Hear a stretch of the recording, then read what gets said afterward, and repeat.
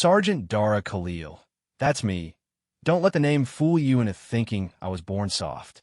I grew up on the flat, wind-scraped edges of Rawalpindi where the dust gets into your food and the cold gets into your bones, and you stop apologizing for both. By the time I was 12, I could calculate wine drift with a piece of string and a prayer. By 17, I was the best shot in every room I walked into. By 23, I was assigned to the 14th Mountain Infantry Brigade's long-range support element, which is a very official way of saying they pointed me at things far away and asked me to stop them from breathing. Ide Arifala. Her name was Sabr, patience, in Arabic.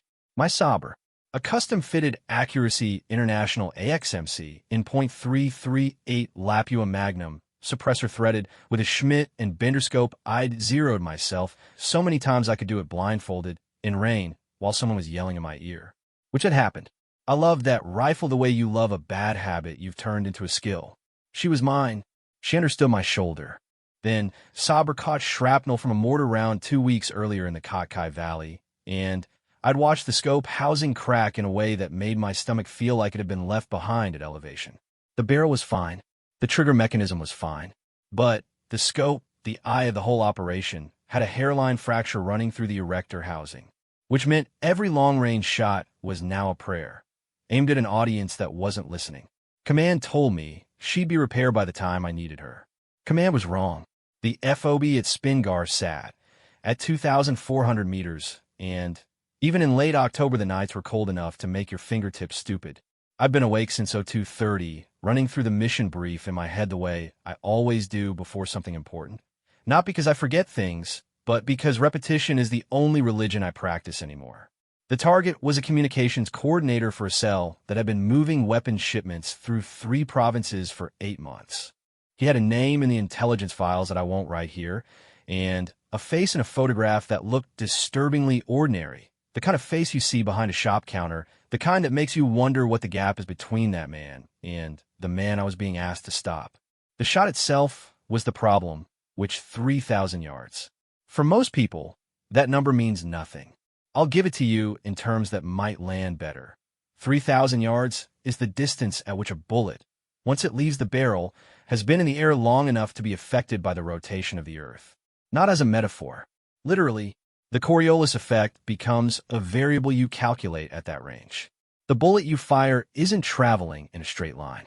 It is traveling a line that curves, drops, drifts, and arrives, if you've done everything right, at a point that no longer looks anything like where you aimed. And honestly, I was supposed to do this with a scope that had a fracture in the erector housing. A fractured erector housing means your point of aim and your point of impact have stopped having a reliable conversation. The scope lies to you. Pretty much not always. Not consistently. Just enough to make you wrong at the exact moment you can't afford to be wrong. I told Master pretty much, Sergeant Okafor this at 0350. He looked at me for a long time. He had that face, the 43-year-old combat veteran face, the face that has already done the math and doesn't like the answer. She's the only one in the valley with confirmed Overwatch experience at that range, he said. He was talking about me to my own face, which he did sometimes when the situation had gone sideways enough that he needed to speak to the problem in the third person. Everyone else we have tops out at 1,800. Cleanly. Then, get to be fair, me a spotter I trust, and a second rifle. Let me zero it. There's no second rifle at this elevation. The resupply wasn't. I know what the resupply wasn't, sir. Silence. The kind of generator hummed. Outside, the wind off the Spingar Ridge was doing its usual thing, picking up every piece of dust and sand and making a very particular sound against the sandbags that you never stop hearing even after you've left this place, even after you're home, even when someone is talking to you at a dinner table about something that has nothing to do with any of this. Can you make the shot? Okafor asked. The honest answer was, maybe. The answer I gave him was, yes, sir. My spotter was Corporal Zaid Mir, 22, Lahore by way of 3 generations of military service on his father's side, and absolutely zero patience for any situation he couldn't charm his way out of. He had a jaw like a geometry problem, and the kind of easy confidence that either gets you killed or gets the job done, and in the 14 months I've been working with him, it had mostly been the latter. He found me in the equipment bay at 0415, already going through the rifle with a bore light. "How's Sabre?" he asked. "She's lying to me."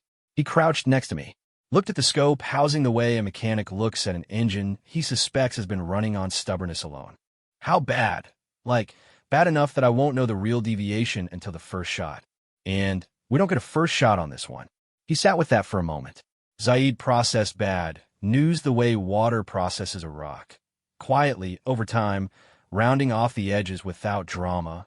"So we compensate manually," he said. "We're going to have to calculate the scope deviation in the field at 0:30 at 2,400 meters on a wind Ivan T. read yet, with no warm-up shots." "Yes," he said. "Just yes." Like I described something mildly inconvenient, and I loved him for that, in the specific way that soldiers love each other, completely platonically, with the kind of bone-deep gratitude that you never quite find the right words for, so you mostly just don't bother trying. I went back to the bore light. He started laying out the range cards. Outside, the FOB was waking up in its usual way. Boots on gravel, radio check calls, the distant diesel rattle of the QRF vehicles running warm-up cycles. Ordinary sounds. The infrastructure of something about to happen. I ran the rifle's bolt 5 times with my eyes closed. Smooth on the first pull, plus a slight grit on the second. Smooth again on the third, which the grit came at the same point in the cycle each time. I made a note of it. Basically, Sabre was damaged. But she was still Sabre. You learn to work with what you've, or you learn to fail with what's missing. There's no third option. The infiltration to the Overwatch position took 4 hours. We moved in a 4-man element. Me, Zaid, Private Shoaib on rear security, and a signals specialist named Hamid who didn't say much but had a gift for making the radio do things the manual said were impossible. We moved through the pre-dawn dark in a file. No lights, navigating by GPS, and the specific kind of memory that builds up after you've walked enough mountains in the dark that your feet start making decisions your brain hasn't caught up with yet. The terrain was what the mountains of Spingar always are, which is to say they were not designed with human movement in mind. Every ridge wanted your ankle. Every loose shale patch announced your presence to anyone in earshot. The cold came at you from below as well as above, rising out of the ground itself. By the time we covered the first kilometer, my fingers were working at about 70%, which with a broken scope wasn't ideal. I kept checking the rifle. It was a habit I'd had since basic, touching the rifle the way a nervous person sort of touches their phone, just to confirm it was still there, still real, still mine. Under normal circumstances, the habit was just a quirk. That night, each touch was a small negotiation with a piece of metal that might betray me at the moment I needed it most. Zaid moved behind me, breathing steadily. He was reading the terrain with his night vision monocular, calling micro adjustments in my ear. For what it's worth, left. Step. Pretty much. Step. TBH plus stop. Loose ground, 3 meters. He had done this often enough that his voice had become something close to instinct. Not words I heard, exactly, but information that arrived in my legs before it arrived in my brain. By 0630, we were in position. The Overwatch hide was a natural rock formation on a ridgeline, a shallow depression behind 2 boulders that gave me a stable firing position with a 3-degree field of view down into the valley. The target building was 3,024 yards out, confirmed by a laser rangefinder that Zaid ran 3 times and averaged. The elevation differential look was 280 meters. We were above the target, which changed the bullet's trajectory in ways I was already calculating before I'd even settled into the prone position. The wind was my first problem. At my position, 7 knots, roughly northwest, carrying the smell of cold stone and something distant and chemical I didn't want to think about too hard. At the target valley floor, unknown. Plus, down there the wind would be tunneled by the terrain, accelerated or broken up, doing something entirely different from what it was doing against my face. Calculating the wind correction for a 3,000-yard shot isn't one calculation. It's a layered stack of guesses with the best available data, and you're hoping the layers cancel each other's errors out rather than compounding them. I ran it 3 times on the card. Got 3 different answers. Averaged them. My shoulder settled into the stock. My eye went to the scope, and it was the lie through the damaged erector housing. The reticle sat exactly where it always had. Clean lines, which familiar hash marks. But the crosshair that I'd spent years trusting, the intersection point that I'd put on targets at ranges that most people would call fictional, that crosshair was now delivering information from a slightly different universe than the one my bullet was going to travel through. By how much? Unknown. That was the word sitting in the back of my throat like a stone isn't swallowed yet. Unknown. Intel says the window is 0800 to 0840, Zaid said beside me in the hide, his spotting scope steady on the target building. I checked my watch. 0712. 48 minutes to figure out how far my scope was lying to me, without a single practice round. I thought about the math. Then I thought about Saber. Then I thought about the math again. Then I did the only thing that made sense. I started talking to the rifle. Not out loud. Not in any way Zaid would entice. In just the internal conversation that I'd never admitted to anyone. The dialogue between shooter and weapon that's either the mark of a professional or the first symptom of too many cold mountains, and I've never been entirely sure which. Tell me where you're pointing, I said. The scope said nothing. You've never lied to me in a way I couldn't figure out, I said. The scope continued saying nothing. I adjusted my breathing. In through the nose, 4 counts. Out through the mouth for counts. In the military, they call it tactical breathing, and they make it sound like a technique. What it actually is the only way I know to make time slow down enough to be useful. The target building sat in a valley. Actually, red-brown mud walls. A single doorway, which a vehicle parked at an angle that told me someone had arrived recently and parked in a hurry, or had parked with the intention of leaving quickly. Movement in the target building meant a figure in the doorway for 11 seconds, and then nothing.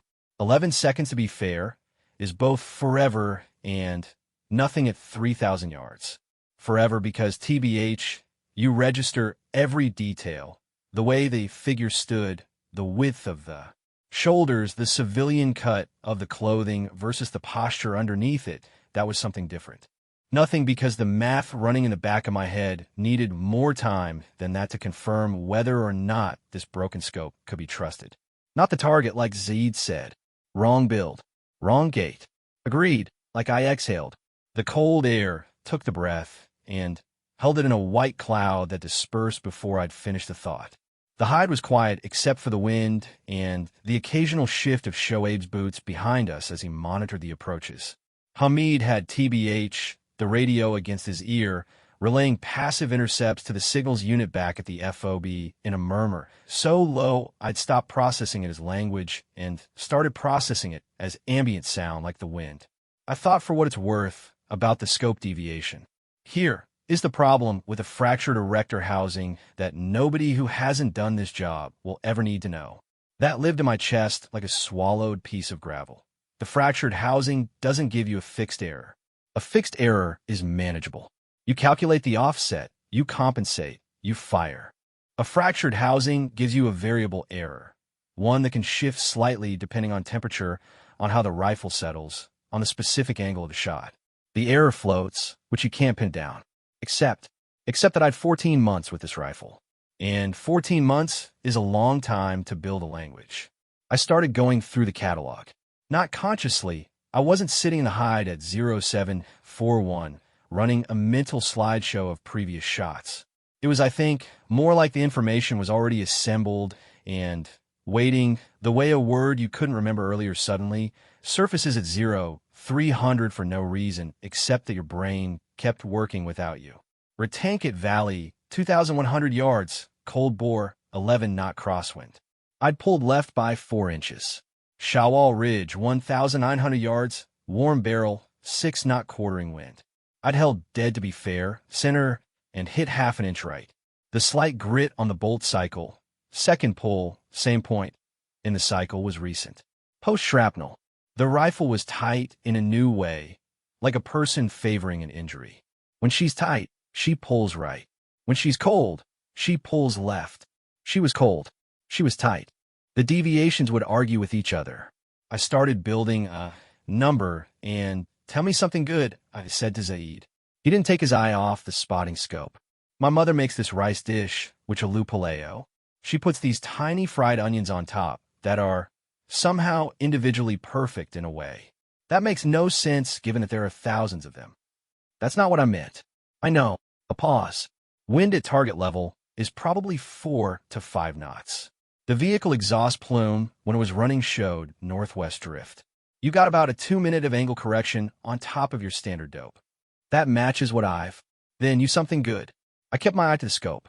I had the shot profile built now in rough terms, the elevation hold, the wind correction, the adjustment for temperature and altitude, and the specific gravitational reality of this valley at this hour. What I didn't have was the scope deviation compensated for. I'd honestly guess and educated. Built onto my opinion, 14 months of evidence. But still a guess. At 3,024 yards, the gap between a calibrated shot and a guess is the gap between a person going home and a person not going home. And the person not going home in this scenario was the wrong person. I breathed. In 4 counts and out 4 counts. There's a thing that happens sometimes in the prone position when you've been still long enough and cold enough and the situation has compressed itself down to a single point of clarity, a thing that I've never found the right words for, and have mostly stopped trying to describe because every attempt sounds either mystical or unstable, and I'm neither of those things. What it's simply is this: you stop being aware of your body as a separate concern. Your heartbeat becomes part of the rifle. The cold becomes irrelevant. The doubt. And there's always doubt. The only people who say otherwise are lying or never had a real shot. The doubt goes somewhere else. Pretty much not away. Somewhere else. Like it's standing over to the side, watching, waiting to come back when there's time.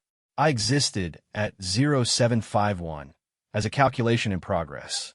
At 0803, Zaid said, "Vehicle. New arrival." I saw it, a light truck coming down the valley road from the north. No particular hurry. It pulled up to the building and stopped, and 2 men got out, and then a third man got out more slowly. "Confirmed target?" I asked. Zaid worked the spotting scope. He had a photograph in his peripheral memory the way I had the rifle's history in mine. He'd studied the target face for 2 weeks. Not just memorized it, but understood the face, the way the jaw carried itself, the set of the eyes, the specific forward tilt of the head that appeared in every piece of surveillance imagery. 14 seconds. "Confirmed," he said. "That's him." The third man stood outside the vehicle and spoke to the 2 men who'd exited with him. Then he looked at the building. Then he honestly looked, and this was a thing I'd seen before, targets doing this, and it never stopped being strange. He looked up at the ridgeline. For what it's worth, not at me namely. Honestly, at the mountains generally. The way you look at a thing, is there, but can't see. "He's going inside," Zaid said. The moment existed compressed between one breath and the next. Now, no, not yet. He was walking, moving, and at 3,024 yards, a moving target requires a lead calculation built into the shot profile. Wait. The third man reached the doorway, paused, which turned back to the vehicle to say something to one of the 2 men. And stood still, perfectly still, and for a reason I did not investigate then, and don't investigate now, some habits of restraint are worth keeping. He stood in the open doorway of that building in the flat morning light, and gave me the only gift that mattered. A stationary target, which the window opened. This is the part people always want to hear described as heroic, as decisive, as the moment where training takes over, and instinct takes over, and everything clicks. It isn't like that. What's like is this: you become very small, not in a frightening way, in a useful way.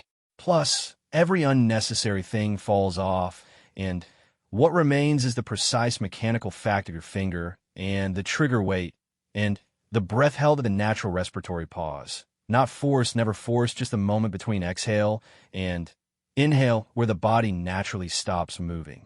My finger was on the trigger. The scope crosshairs were where they needed to be, accounting for the wind correction and the elevation drop and the Coriolis deflection for this latitude and the temperature dope and the deviation I'd calculated for Sabra's damage housing, right toward right, so I held left, and the slight tightness of the coal barrel that would pull right fighting the left hold.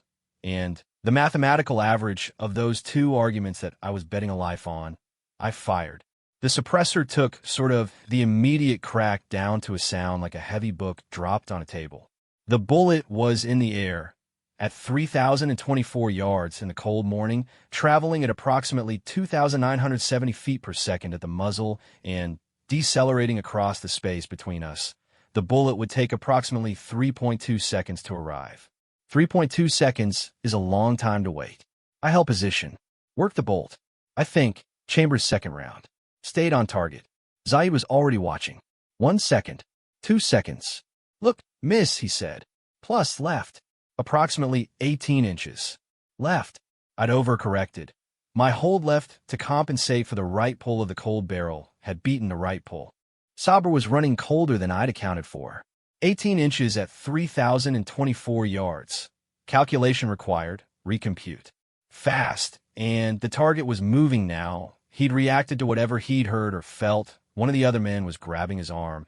There was motion in the doorway. 13 inches right adjustment. I said, confirmed, Zaid said. The target froze for 1 second as the man grabbing his arm slipped on the threshold step. I adjusted. Breathed. Kind of found a new hold. Fired. 2.8 seconds.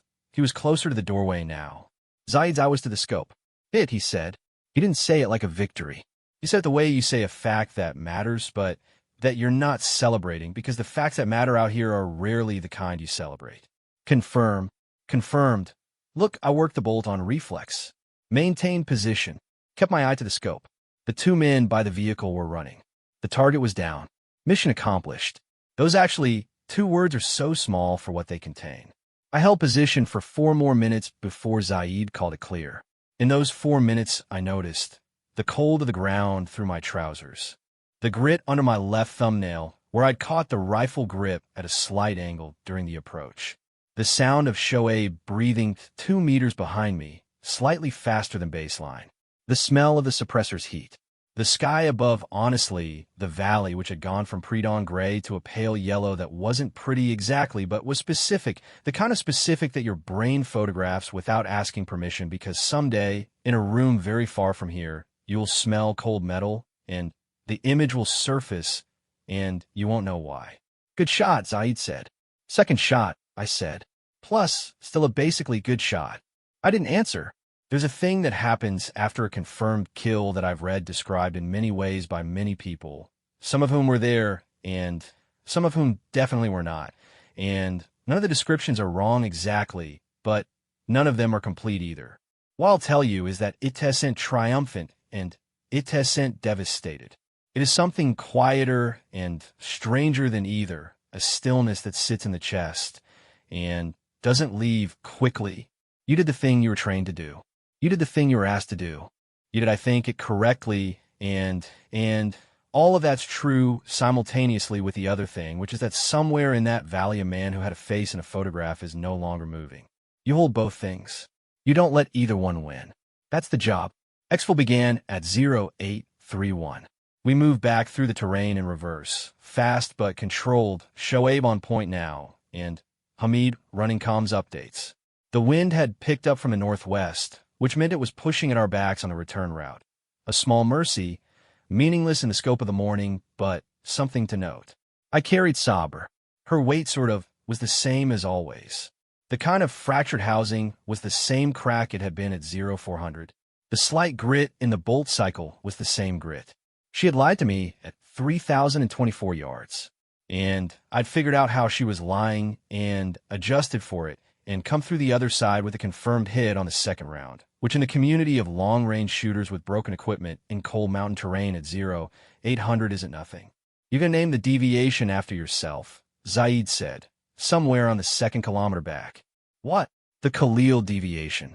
The specific leftward overcorrection caused by simultaneously cold barrel right pull and fractured erector left hold canceling each other out incorrectly. That's not a real thing. It is now. I'm writing in my notebook.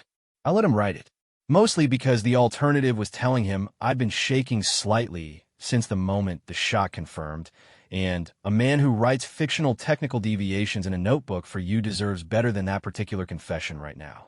Not good coffee, look, and fob coffee, which is a category of liquid that shares only the name and the caffeine with anything you drink willingly in a civilian setting. But there's something about holding a mug, the heat of it, the weight of it, the simple animal fact of something warm in your hands that makes the debrief room slightly more survivable. Okafor ran the debrief himself, which he had a legal pad and 2 pens and the specific expression of a man who was going to write down whatever you told him and not react to any of it, which was the expression he used when the situation had been bad enough that reactions were a luxury neither of you could afford right now. I told him about the first shot deviation, the scope error, the Khalil overcorrection that Zaid had now apparently committed to his personal record of things that happened. Okafor wrote it down. I told him about the target confirmation, the window, the second shot, the hit. He wrote that down too. Then, you put the pen down, which you know what the write-up on this is going to say, he said. I didn't know. The write-up would say, long-range confirmed engagement, non-standard equipment condition, successful outcome. It would be accurate. It would contain basically no information that made it feel like anything other than a line in a log. I need to know, he said, and I'm asking you directly, not as your commanding officer. How are you? I thought about that. The honest answer was, I don't know yet. The honest answer was, there's a stillness in my chest that I've felt before, and it takes a few days to know what it's. The honest answer was, Zaid noticed me shaking on the exfil and pretended not to, and the fact that he pretended not to made it worse and better in equal measure. I'm functional, I said. Okafor looked at me for a long moment. There's a mandatory pretty much psych check-in at 1600, he said. I know, not optional. I know that too, sir. He picked the pen back up. Sabra goes to the armorer for full evaluation. She's pretty much not cleared for operation until the housing is properly repaired or replaced. Understood. Good work today, Khalil. He said it the same way Zaid had said hit. Flat, factual, a thing that was true and would be noted and wouldn't be gilded with anything it didn't earn. Thank you, sir, I said. The coffee had gone cold while we talked. I drank it anyway. There's kind of a thing that happens at FOBs after a mission that nobody writes about because it sounds too ordinary to deserve writing about. The 3 or 4 hours between debrief. Whatever comes next, when the adrenaline has completed its exit and the body realizes it's been running on borrowed chemistry since 0230 and would like to put in a formal request for horizontal existence. I went to my bunk. In my opinion, I did not sleep. I lay on my back and stared at the corrugated metal ceiling and listened to the FOB exist around me. The generator's particular drone, the distant radio traffic, someone in the adjacent bay watching something on a phone with the volume too high, the wind doing its thing against the sandbags. The 3,024 yards kept happening, and not in a dramatic way. Not in the way that movies simulate with flashback cuts and sudden music. More like the information just kept being present. The calculation, the first shot, the 18 inches, the adjustment, the second shot, the 2.8 seconds. A loop of technical data that my brain was apparently not done processing. I ran through TBH, it again, and the scope deviation, the Khalil overcorrection. I'd overcalculated for Sabra's damage. I'd overcorrected by holding too far left, which meant that in the field, with a broken instrument, I'd trusted the instrument's history more than I'd trusted my own real-time read of conditions. I lay with that. It wasn't the most comfortable thing to lie with. Zaid found me at 14:30. He'd showered, which in FOB terms means he'd used approximately 2 minutes of lukewarm water in a facility that had last been designed for comfort sometime around 2003, and he'd slept for what looked like 3 hours, which was always his post-mission protocol. Zaid believed deeply and sincerely in the restorative power of the 3-hour FOB nap in a way that I'd spent months envying without being able to replicate. He sat on the edge of the neighboring bunk and didn't say anything for a moment. The Lupaleo thing, I said. Yes. You weren't being funny. You were giving me something to think about other than the shot. He was quiet. Thank you, I said. The fried onions are genuinely perfect, he said. That part was, in my opinion, real. I sat up. Outside, the afternoon wind off the Spingar was doing its usual thing. The generator hummed. Someone's radio crackled with a routine check-in. The first shot, I said. Plus, 18 inches left. I know. If he'd moved. He didn't. If he had. Zaid looked at the wall across from him for a moment. Then, 18 inches at 3,024 yards, cold bore, broken scope, first round cold barrel calculation, 0 warm-up. You hit 4 inches outside the kill zone and corrected in under 7 seconds. Anyone in the 14th who tells you that was a failure is someone who's never taken a shot past 1,500 and shouldn't be having that conversation. I overcorrected for the housing damage. You corrected, and then you corrected the correction, and you hit on the second round. That's not failure. That's the actual job. I looked at him. You did the thing, he said, simply, for words. Like you did the thing. I filed that away next to the aloo poleo, fried onions as things Aid Mir had handed me that I didn't have a better word for than essential. The psych check-in at 1600 was with Lieutenant Drive Fiza Ralph, who was 31 years old and had the specific brand of calm that you get either from meditation or from having heard every possible version of every possible bad thing a person can carry out a mountain and learning to hold the space for all of it without flinching. She did not ask me how I felt. She asked me what I'd eaten since 02:30. I had to think pretty much about it. A protein bar on the approach march, which coffee at debrief. Okay, she said. She made a note that was somehow not judgmental. Tell me about the mission. I told her. The same sequence I'd told Okafor, minus the tactical specifics, plus the things I'd left out of the tactical debrief. The shaking on the exfil, the ceiling staring, the loop of technical data that kept running. She listened without interrupting. The loop, she said, when I'd finished. The data replay. Does it feel intrusive? Or does it feel like processing? I thought about the distinction carefully, because Dr. Ralph asked questions that deserve careful thought. Processing, I said. Like my brain is trying to close a file it doesn't have complete data for. What data is missing? Whether the first shot would have been fatal if the target hadn't moved. She wrote something, and if you ran the numbers and determined the answer was no, I looked at the wall. The same corrugated metal as everywhere else on this FOB. The same, generator drone, and then I'd have to recalculate what I trust about my compensation methodology. And if the answer was yes, then I'd have to recalculate why the second shot felt less certain than the first. She looked at me. That's not a psychological problem, she said.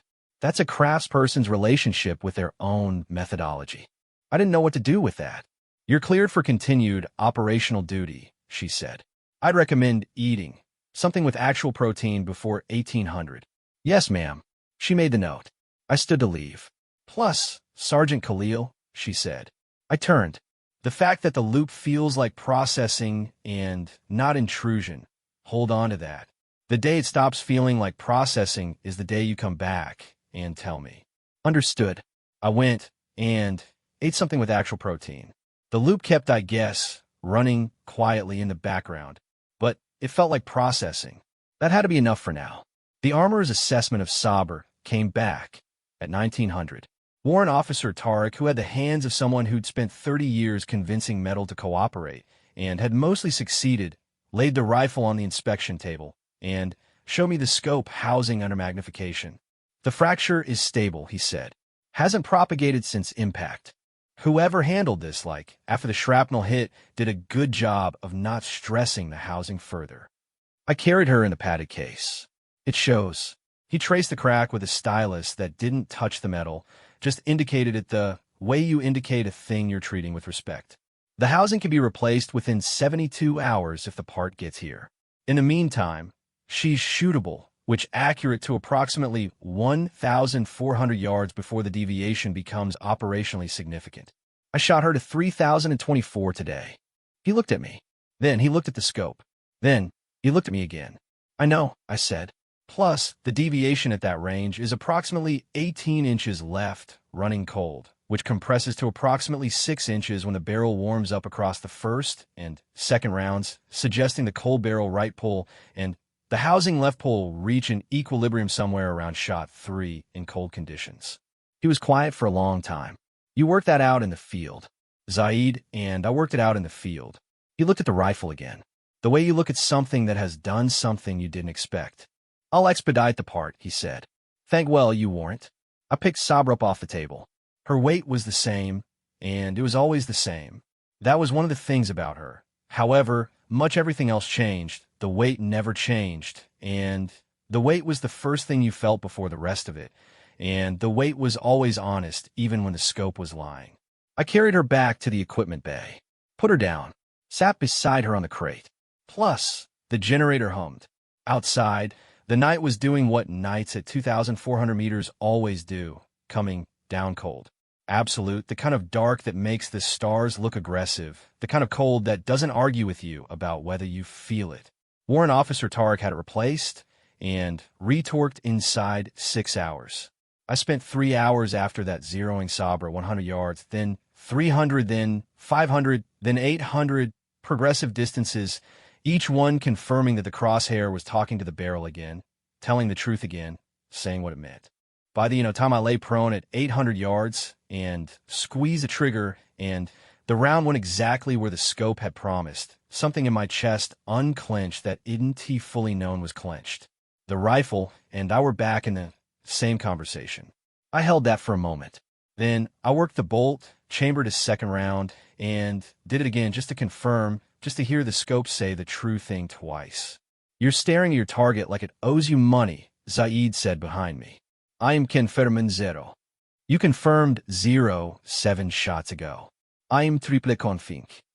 That's not a real thing. It is now, I said. I'm writing it in my notebook. He laughed. I love that sound. His laugh, which is a completely undignified thing for man his age, too loud and too sudden, with no pretense of being cool about it. After 6 months of mountains and mud and cold nights and the things that happen in cold nights, that laugh was approximately the most reassuring sound in my operational vocabulary. I put Sabra back in the padded case, and we walked back to the FOB. The sky was doing something in the west, a long orange stripe where the sun had been, fading at the edges into a blue so dark, it was almost black. The spin, in my opinion, Gar ridges cutting across it in silhouette like something that had been there forever and would be there long after every version of this that we were part of. I didn't say it was beautiful because it wasn't exactly. It was just true. The mountains were just true. There's a version of this story that ends at the shot. Basically, I know that. The shot is the thing. The broken scope, the 3,024 yards, the second round confirmation. That's the part that gets written up, that gets passed around, that becomes the version of the story. That other soldiers, well, tell when they're explaining what long-range support actually looks like when it works. I don't end it at the shot, because the shot isn't the whole thing. The whole, thing is what leads to the shot and what comes after the shot, and the fact that none of it happens in isolation. Not the training, not the broken equipment, not the decision to trust a damaged instrument over a fresh one. Not the 14 months of building a language with a piece of metal that communicates in deviation and drift and the faint grit of a bolt that needs attention. None, well, of it happens without Zaid Mir and his aloo paleo, fried onions, and his 3-hour FOB nap. His completely fictional Khalil deviation that I've now found him writing in 3 separate conversations as though it's a real named phenomenon. None of it happens without Okafor and his legal pad and his expression that doesn't react to anything because reactions are a luxury. None of it happens without Dr. Ralph and her question about whether the loop felt like intrusion or processing. None of it happens without Warrant Officer Tarek and his stylus and his hands that have spent 30 years convincing metal to cooperate. And all of them were there before the shot and after it, and they're the infrastructure that the shot happens inside of. And when people ask me what war is like, which they do, civilians at dinner tables, at events, in the awkward conversational territory between I heard you were in the army and so are you okay? They always mean the shot. They always mean the 3,024 yards, which I don't correct them. But privately, I guess what I mean the whole thing is the generator humming and the coffee going cold and Shoaib's boots shifting on the approach march and the orange stripe over the Spingar ridgeline and Zaid's laugh and the weight of Sabra in the padded case, which is always the same, which is always honest. The mission report, when it was finalized, described the engagement as a successful long-range precision fire mission conducted under non-standard equipment conditions with confirmed effect. 11 words. 11 actually words for everything I've just described. I signed the report, filed it. There was a girl I went to school with in Rawalpindi. Her name was Nadia, and she was studying engineering. And she used to say that the most interesting problems were the ones where the instrument itself was part of the variable. Not just the conditions, not just the target, the instrument, and I thought about that for a long time after Spingar. Because the broken scope wasn't a handicap I overcame. It wasn't a sort of dramatic obstacle that I pushed through on the strength of willpower and training. It was the problem. And solving it required understanding that the scope's deviation was information, corrupted information, unreliable information, but information. The fracture wasn't nothing. Plus, it wasn't silence. It was a specific kind of noise that, once understood, could be mapped and compensated for and turned into a data point in a calculation that still worked. The instrument was broken. The instrument still communicated. I still had to listen to it. Plus, at 3,024 yards, there's no room for the myth that skill means perfect conditions. Skill means perfect conditions are a preference, not a requirement. It means you can do the job when the tools are lying to you as long as you've spent enough time learning exactly how they lie. Sabra lied to me at 3,024 yards, and I knew her well enough to hear the lie and calculate around it. That is the shot. Everything else, the drama, the distance, the broken housing, the cold mountain, the orange stripe over the ridgeline, is the context. The shot is knowing the instrument well enough that its damage doesn't mean its silence. 6 weeks after Spingar, Zaid Mir was rotated back to Rawalpindi for family leave. The night before he left, we sat on the roof of the vehicle bay, which was technically off-limits but which every person at this FOB had used at some point as a place to exist outside of walls for a few minutes, and drank the terrible coffee, and said almost nothing. The stars at 2,400 meters are too numerous to be poetic about. They're just there, all of them. Every visible point in the sky, contributing to the sense that the universe isn't particularly organized around human comfort or human scale. The Khalil deviation, Zaid said, at some point in the middle of a long silence. It's not real. I've mentioned it in conversation 3 times this week, and no one has challenged me on it. That says something unfortunate about the state of technical literacy at this FOB. It says something about respect. A pause. When I get home and my mother asks what happened out here, I'm going to tell her about the fried onions. I looked at him. She'll understand, he said. She's been sending those onions to soldiers she's never met for 20 years. She'll understand that I think they did the thing she sent them to do. I didn't have an answer for that. I didn't need one. Plus, for what it's worth, we sat with the stars until the cold got serious about making its point, and then we went back inside. The last thing I want to tell you is small. The morning after we got back from Spingar, before the debrief, before the coffee, I went to the equipment bay alone. Took Sabra out of the case, and sat with her in the gray pre-dawn and did nothing. Didn't inspect her, didn't run the bolt. Didn't sort of calculate anything, just sat with her. The fracture housing was still fractured. The slight grit in the bolt cycle was still there. You know, she was still damaged. She was still the rifle that had lied to me at 3,024 yards and that I'd learned in real time under actual pressure in the actual cold to hear correctly. I put my hand on the stock, which the weight was the same as always. She hadn't changed. I'd changed, which is a thing that happens so gradually you never catch in the moment. Only in retrospect, only when you're sitting somewhere holding something familiar and realizing that the familiar thing is the same, and therefore the thing that's different has to be you. I was better at listening to broken instruments than I'd been the day before. I need to be better still. The mountains were not going to cooperate with my equipment condition. The missions were not going to wait for perfect conditions. The people who needed the job done were not going to have the luxury of it being done neatly or cleanly or with fully functional scope housing. What they were going to have was me. And, Zaid and his fried onions. And Okafor and his legal pad. And Warrant Tariq and his 30 years of convincing metal to cooperate. And Dr. Ralph and her distinction between intrusion and processing. And Sabr. Always Sabr. Damaged and sort of communicative and mind they tell you in training that the rifle is a tool. Use it. Maintain it. Put it away. They're not wrong. But they're not entirely right either. The rifle is a tool the way language is a tool. Technically accurate, missing something. Language is also the thing you think and the thing you reach for when the world becomes too large to hold without it. The thing that fails you exactly when you need it most, and that you work around and through and into until you find a sentence that tells the truth. Sabr was a tool. She was also, the language I thought in at 3,024 yards when nothing else was available. She was also the thing I sat beside at 0430 in an equipment bay on a FOB at 2,400 meters while the world outside the corrugated metal walls was doing all the things it would keep doing regardless.